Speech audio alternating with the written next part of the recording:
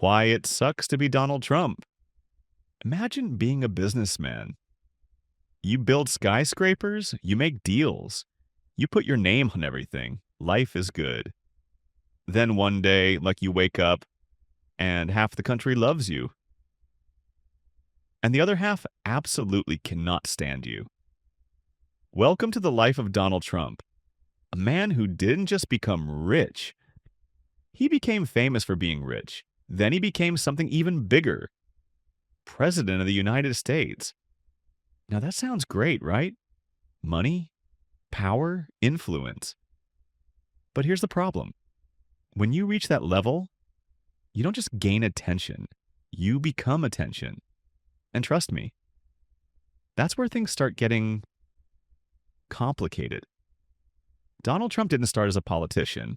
He started as a businessman, and not just any businessman, a very visible one. He built buildings, huge ones. He branded everything with his name, hotels, towers, golf courses. If it could be gold, it probably was.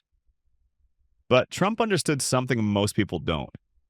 It's not just about being successful, it's about looking successful. So he made himself a brand, and then he took it even further. Television, reality shows.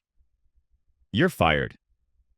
Now he's not just rich, he's recognizable. And in the modern world, that might be even more powerful. So naturally, he decided to do something small, like run for president. Now, becoming president isn't just a promotion. It's like going from being a CEO to being the CEO of an entire country. Suddenly, your decisions don't just affect your business, they affect millions of people. Markets react, countries react, the media reacts, everyone reacts. And here's where things get interesting. Because when you become that powerful, you don't just gain supporters, you gain enemies, lots of them. Let's say you just want to go out for dinner. Simple, right?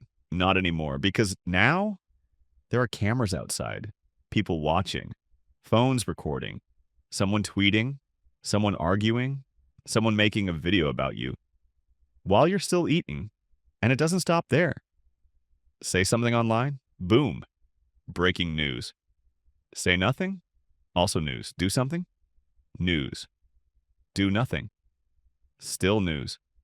At this point, even breathing starts to feel like a public event. Most rich people can disappear. Trump? Not a chance. He's not just a person anymore. He's content. Now imagine being surrounded by people all the time. Advisors, supporters, business partners, politicians. But here's the catch. How many of them actually like you? And how many of them just like what you represent? Because when you're powerful, people don't always approach you honestly. They approach you strategically. They want access, influence, opportunities, and figuring out who's real becomes a full-time job, which is ironic because you already have a full-time job running everything. At some point, Donald Trump stopped being just a man. He became a symbol. To some people, strength.